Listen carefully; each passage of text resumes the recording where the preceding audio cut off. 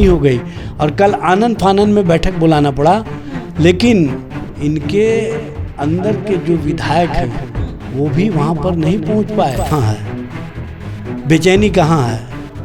नीतीश जी से राज्यसभा के चुनाव में किस तरह से नामांकन कराया गया, इसके कारण जनता दल यू के जो विधायकों के आंखों में आंसू आपने देखा है, वो आंसू कहाँ निकलेगा। नमस्कार, न्यूज स्थान देख रहे हैं आप, मैं हूं आपके साथ प्रिया सिंह। देखिए, महागठबंधन और एनडीए की लगातार बैठक चल रही है। राज्यसभा चुनाव जो है 16 मार्च को होना है। ऐसे में अशोक चौधरी का एक बड़ा बयान आया है। उन्होंने कहा है 3 विधायक नहीं 12 विधायकों का संपर्क है। हमारे साथ बातचीत करेंगे। बातचीत करने के लिए एजाज अहमद है हमारे साथ। सर, अशोक चौधरी कह रहे हैं 12 विधायक संपर्क में हैं। देखिए, अशोक चौधरी जी ऐसी ही हवाबाजी की राजनीति करते हैं, चूँकि वो इर्द गिर्द अपने आप को स्थापित रख करके राजनीति में स्थापित हुए हैं, इसलिए इस तरह की भाषा बोलने की उनको आदत हो गई है।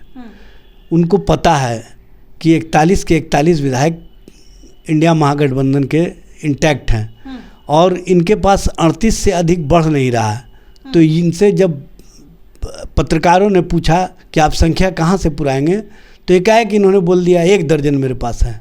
जब पूछा गया कि नाम कौन कौन है, बताइए कौन कौन विधायक संपर्क में है, तो बताने से असमर्थ हो गए। क्या आरजेडी के विधायक संपर्क भाई, सबसे पहले तो एक बात जान लीजिए, गुस्सा कहाँ है, बेचैनी कहाँ है? नीतीश जी से राज्यसभा के चुनाव में किस तरह से नामांकन कराया गया, इसके कारण जनता दल यू के जो विधायकों के आंखों में आंसू आपने देखा है, वो आंसू कहाँ निकलेगा?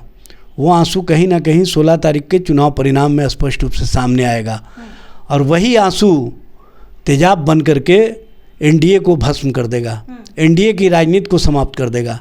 एनडीए के लोगों को भी पता है कि ये जो चुनाव परिणाम राज्यसभा का आएगा, ये बिहार की राजनीति ही नहीं देश की राजनीति को भी प्रभावित करेगा।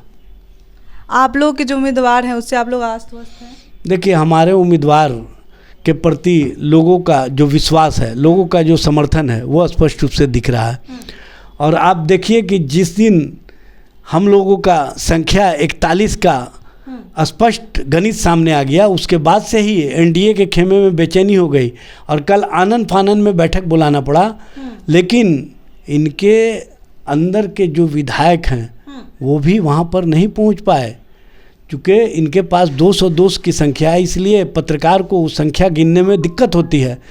लेकिन इनको पता है, इसीलिए ये लोग हवाबाजी की राजनीति में लग गए हैं और जिस तरह की राजनीति कर रहे हैं वो आने वाले चुनाव परिणाम को और चुनाव से जो परिणाम निकलेगा वो स्पष्ट रूप से कहीं ना कहीं एनडीए की राजनीति को प्रभावित करेगा। कांग्रेस के भी विधायक कई नहीं पहुंच पाए थे महागठबंधन की जब मीटिंग। देखिए, हमारे सभी विधायक इंटैक्ट हैं और बैठक में आने से अधिक होता है कि कमिटमेंट उनका किनके साथ है।